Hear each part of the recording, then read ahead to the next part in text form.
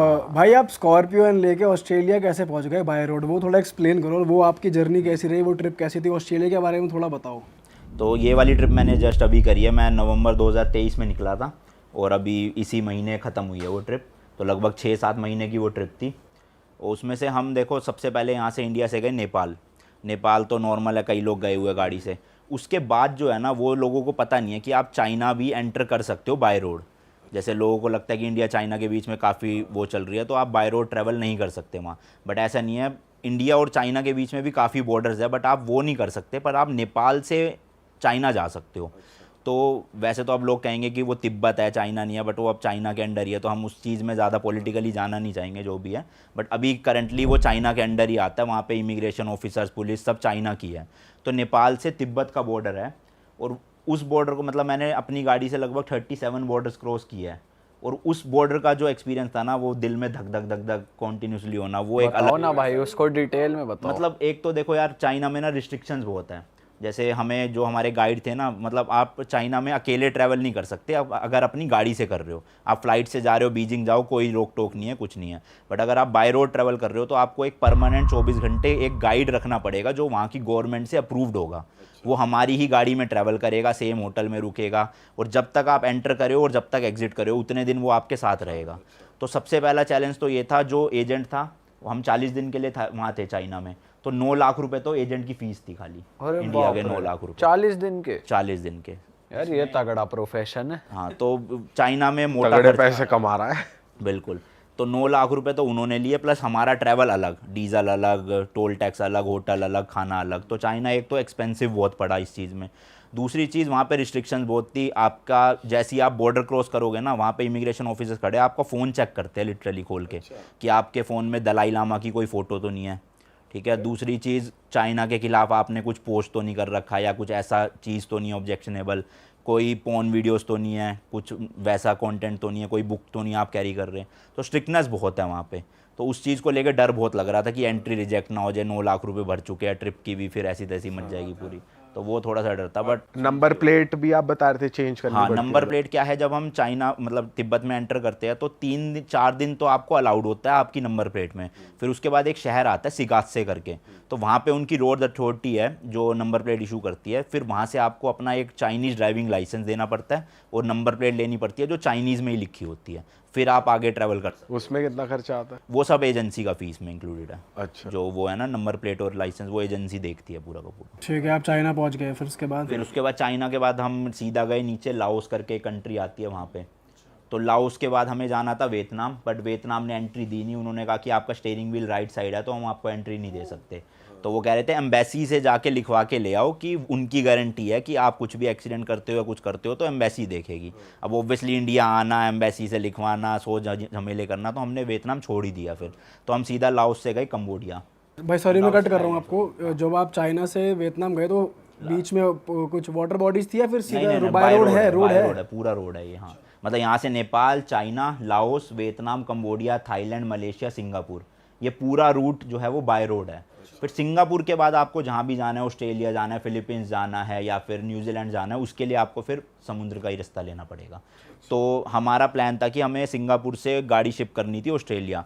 But Australia का भी ना एक रूल है, वहाँ की ना जो बायोडाइवर्सिटी है ना, वो उसको प्रिजर्व रखना चाहते हैं। तो जब आप फ्लाइट से भी जाओगे ना, वो आपके जूतों में मिट्टी लग रही है, वो चेक करेंगे कि मिट्टी नहीं ला रहे आप दूसरे देश की, आप दूसरे देश का कोई फ्रूट नहीं ला रहे, कोई पत्ते नहीं ला रहे। तो ऐसी गाड़ी की इंपोर्ट को लेके भी ना बहुत रिस्ट्रिक्शंस है। तो उसकी वजह से जो एजेंसी थी ना, वो कह रही थी कि 50 दिन लगेंगे कम से कम, शिपिंग प्लस क्लियरेंस मिला के। फिर हमने सोचा कि अब 50 दिन करेंगे क्या, उससे बेटर हमने गाड़ी वहीं छोड़ दी और हम ऑस्ट्रेलिया चले गए फ़्लाइट से। और ऑस्ट्रेलिया में हमने ले ली टेस्ला रेंट पे, और फिर मैंने ऑस्ट्रेलिया जो है वो टेस्ला से कवर। अच्छा, टेस्ला का कैसा था भाई? बहुत बढ़िया, मज़ेदार। मतलब वहाँ पे ऑटो ड्राइव पे डाल दिया हाँ आपने? हाँ, ऑटो ड्राइव बढ़िया। और फर्स्ट टाइम था मैंने इलेक्ट्रिक गाड़ी चलाई। कोई मेल फंक्शन कुछ नहीं हुआ? कुछ भी नहीं, कुछ भी नहीं। आप महंगी से महंगी स्पोर्ट्स कार ड्राइव कर लो, लेकिन जो इलेक्ट्रिक कार में पंच मिलेगा ना, वो आपको किसी पेट्रोल डीजल गाड़ी में नहीं मिलेगा। तो मैंने तो आते ही सोच लिया कि एक इलेक्ट्रिक गाड़ी लेनी है। फिर इंडिया में आते ही बुक करवाई नेक्सॉन ईवी की। मतलब जो चलाने की क्वालिटी है ना, वो नेक्स्ट लेवल है उसकी। भाई उस टाइम बुरा नहीं लगा मेरी स्कॉर्पियो नहीं आ लगा पाई। था, काफ़ी लगा था, बट फिर अब ऑप्शन नहीं था। 50 दिन करते क्या, वेट करते, इंडिया आते फिर जाते, वैसी ट्रिप लंबी खिंच रही थी, तो हमने सोचा छोड़ो कोई नहीं, एक ही कंट्री है, घूमना तो है ही, घूम लेंगे, वैसे भी अपनी गाड़ी में नहीं घूम पाएंगे, बस यही फर्क है। भाई ऑस्ट्रेलिया में कहाँ कहाँ घूमे, कुछ जगह बताओ जहाँ पे आप ऑडियंस को रेकमेंड करते जाना चाहिए। यार देखो, ऑस्ट्रेलिया वैसे तो बहुत बड़ा है, बट एक्चुअल में जो पॉपुलेशन वहाँ पे रहती है ना, वो बहुत कम एरिया में रहती है, आधे ज़्यादा ऑस्ट्रेलिया खाली पड़ा हुआ है। तो मेनली जो उनकी कोस्टल लाइन है ना पूरी, वहाँ पे ही सारी वहाँ की पॉपुलेशन रहती है। तो मैं लैंड किया था मेलबर्न में, फिर मैंने मेलबर्न के आसपास के कुछ एरियाज़ एक्सप्लोर करे, बाय रोड अच्छा था वो भी। वहाँ पे एक जगह है ग्रेट ओशियन रोड करके, कि एक तरफ तो आपको पहाड़ दिखेगा रोड में और एक तरफ आपको समुद्र है पूरा। तो वो उसको उस रोड का नाम ही यही है, द ग्रेट ओशियन रोड। तो वहाँ पे ड्राइव करना तो मतलब एक ड्रीम है कई लोगों का, जिनको ड्राइविंग का मतलब मजा आ गया इंटरेस्ट होगा भाई है ना, वहाँ पे तो। बहुत मज़ा आया वहाँ पे। तो वहाँ पे मैंने ड्राइव करा, वो एक अच्छा एरिया जाने के लिए। फिर मैं वहाँ से फ़्लाइट पकड़ के गया सिडनी, और वहाँ पे फिर मैंने फिर से गाड़ी रेंट करी टेस्ला, और उसका फिर आसपास का एरिया पूरा कवर किया।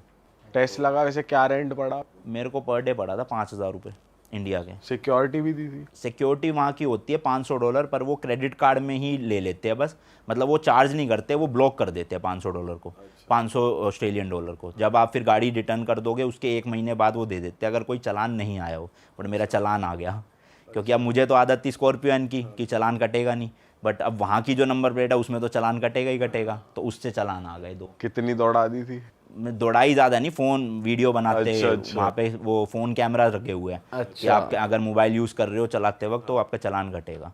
तो उसका 32,000 रुपये का चालान आ गया 2। और तेरी 16 हज़ार के। तो भाई अब तक आपकी कितनी कंट्रीज हो गई? 50 कंट्रीज? हाँ मेरी 2 रह गई है, 48 हो गई है 50। 48 हो गई। तो और भाई बाय रोड 37 हुई है। तो बेस्ट कंट्री कौन सी लगी आपको, अगर मैं बेस्ट पूछूं कि भाई आप कितनी बार भी चले जाओ वहाँ पे? बेस्ट कंट्री अगर बाय रोड पूछो तो टर्की लगी मुझे, और वैसे घूमने के बारे में पूछो तो जर्मनी भी अच्छी लगी, और चाइना भी अच्छा लगा काफ़ी। मतलब चाइना को लेके भी मतलब वही है सब कुछ ना। देखो आप पाकिस्तान के भी लोग देखोगे तो वो इंडियंस से बहुत अच्छे हैं, बट वहाँ की जो मीडिया है, वहाँ की जो गवर्नमेंट है, वो थोड़ा सा दिक्कतें करती है। सेम चाइना का भी है, वहाँ पे जब लोगों को पता चलता था हम इंडिया से आए हुए तो उनका भी बिहेवियर बहुत बढ़िया होता था। तो मतलब हॉस्पिटैलिटी के मामले में चाइना बढ़िया लगा मुझे काफ़ी। वहाँ पे थोड़ा ऐसे नहीं देखते कि इंडियन क्यों आ गए और ये वो? कुछ उनको मतलब नहीं है कि वॉर है, लैंड कैप्चर कर रखा है, हमने कर रखा है, उन्होंने कर रखा है, उनको कोई मतलब नहीं है। उनको वो अपनी ज़िंदगी जी रहे हैं और खुश भी लगते हैं। मतलब लोग कहते हैं कि वहाँ पे खुश नहीं होंगे लोग, बट मेरे को जहाँ तक जितने लोग मिले खुश मिले। भाई खाने की दिक्कत नहीं आई आप? चाइना में तो बहुत है दिक्कत। मतलब वहाँ के जो बड़े शहर है वहाँ पे इंडियन रेस्टोरेंट मिल जाएंगे, बाकी उसकी जगह तो फिर हम वो हल्दीराम के वो कैरी करते थे, रेडी टू ईट, खुद ही बनाओ खुद ही खाओ, यही चलता था बस। हाँ, उस वे में पैसा भी बहुत बचता है ना। हाँ अगर पैसे बहुत बच जाते हैं। मतलब पर डे अगर हम 5,000 का खर्चा लेके चल रहे हैं तो वो 500 रुपये में ही हो जा रहा था हमारा, क्योंकि खुद लेकर गए हुए थे वो। और वैसे आप अपना स्टे कैसे प्लान करते हो, जैसे इतना लंबा? स्टे का कोई प्लान नहीं होता था, जिस दिन जहाँ रुकना है वो उसी दिन ही पता चलता था, उसी दिन ही सेम 1 घंटे पहले होटल बुक करते थे और रुक जाते थे सीधा। तो महंगा नहीं पड़ता होगा? नहीं सही मिल जाते थे, लास्ट मिनट डील उल्टा सस्ती पड़ती है। अब लोगों के दिमाग में ये भी काफ़ी ज़्यादा गलत वो है कि आपको बहुत महीने पहले बुकिंग करनी पड़ती है, बट ऐसा नहीं है। एक्चुअल में अगर आप सेम डे या 1 दिन पहले भी कर रहे हो ना तो कभी कभार ऐसा होता है कि आप 3 महीने पहले जो बुक करके बैठे हो उससे भी सस्ती डील मिल रही होती है, क्योंकि अब उनकी जब बुक ही नहीं हुई तो वो लास्ट मिनट में प्राइजेस ड्रॉप कर देते हैं काफ़ी ज़्यादा, तो हमें बहुत सस्ते पड़ जाते थे एंड मोमेंट पे भी। वैसे क्या आप बोलोगे कि हॉस्टल में रहना चाहिए, होटल्स में, या फिर एयरबीएनबी, क्या लेना चाहिए? देखो अगर आप सोलो ट्रैवल कर रहे हो, फ्लाइट से ट्रैवल कर रहे हो, तो आप हॉस्टल्स लो, आपको पूरी दुनिया के लोग मिलेंगे, उनसे बातचीत करो, उनके साथ पार्टी करो।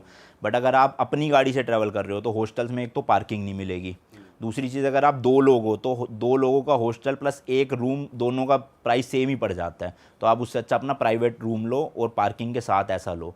और अगर पार्किंग कई देशों में जैसे यूरोप है, वहाँ पे क्या है पार्किंग की बहुत इशू है, होटल्स में पार्किंग होती ही नहीं है, तो वहाँ पे आप एयरबीएनबीज लो ताकि आपको अपनी पार्किंग मिल सके वहाँ पे। तो अलग अलग डिपेंड करता है क्या सिचुएशन है, कैसे ट्रैवल कर रहे हो उस हिसाब से। कई लोग जो है वो काउच सर्फिंग भी करते हैं। काउच सर्फिंग मतलब एक वेबसाइट है जहाँ पर जैसे आप लोग नोएडा में रहते हो मान लो, तो आप अपना काउच सर्फिंग पे रजिस्टर करके अपना घर भी डाल सकते हो कि कोई दूसरी कंट्री से आएगा वो आपके घर में फ्री ऑफ कॉस्ट रह सकता है। तो ऐसे ही पूरे दुनिया में अलग अलग लोगों ने अपना प्रोफाइल बना रखी है और आप रिक्वेस्ट भेज सकते हो कि मैं अगले महीने जर्मनी आ रहा हूँ, तो वहाँ पे लोग एक्सेप्ट करेंगे कि आप हमारे घर आओ, फ्री ऑफ कॉस्ट रहो, यहाँ पे खाओ पियो। तो ये भी करते हैं कई लोग। आप रुके किसी ऐसे? नहीं मैं नहीं रुका, मेरे को थोड़ा सा मतलब सही नहीं लगता है ऐसे किसी के घर वैसे जाना कैसा भी इंसान हो मतलब मिल सकता है, कुछ भी कर आप दे। वेरीफाइड प्रोफाइल है तो ज़्यादातर आप वही देखो कि कितने लोगों को उसने रुकवाया, उसके रिव्यूज़ कैसे है, पुराने जो टूरिस्ट आए थे उनके साथ। तो अब काफ़ी जैसे अपना वो है, काफ़ी ट्रैवलर्स हैं इंडिया के जो काउच सर्फिंग करते हैं, जैसे एक माउंटेन ट्रैकर थे वरुण भाई, वो काफ़ी काउच सर्फिंग करते थे। तो अच्छे लोग भी मिलते हैं, बुरे भी मिलते हैं। वो तो इससे पैसा बच जाता है, काफ़ी बढ़िया चीज़ है अगर बहुत फ्री बहुत में। बच जाता है, बहुत बच जाता है। क्योंकि ज़्यादातर जिनके घर में आप रह रहे हो अपने मन से ग्रोसरीज या ले जाओ तो ठीक है, बट वो मांगते नहीं हैं आपसे। मतलब आप 4 दिन रुक रहे हो तो आपका खाना भी एक तरह से फ्री हो जाता है उनके घर में पूरा, प्लस आपको उस कंट्री का लोकल एक्सपीरियंस देखने को मिल रहा है कि कैसे लोग रहते हैं, क्या करते हैं। तो जिनको प्रॉब्लम नहीं है किसी के साथ रुकने में या ऐसा करने में, तो वो करे तो बहुत बढ़िया चीज़ है। तो कहीं का वैसे कोई बढ़िया किस्सा हुआ है, कोई बताओ कहीं पे किस टाइप का बढ़िया हुआ हो, मतलब? फनी हुआ हो कुछ बढ़िया? अब फ़नी भी था, वो थोड़ा स्कैरी भी था। पेरिस की बात है, मैं अपने होटल से एफिल टावर के लिए ट्रेन पकड़ के जा रहा था। गाड़ी मैंने होटल में ही खड़ी कर रखी थी, गाड़ी से जा नहीं सकते, वहाँ बहुत ट्रैफिक लगा होता है क्योंकि एफिल टावर के आसपास। तो मेरा दोस्त जो था वो पहले ही जा चुका था एफिल टावर, और मेरा अगले दिन का स्लॉट था, तो मैं अकेले जा रहा था। तो मैं ऐसी नॉर्मली रिकॉर्डिंग कर रहा था नीचे अंडरग्राउंड जो स्टेशन होता है। अब वहाँ पे एक बंदा था, वो शायद से होमलेस ही था।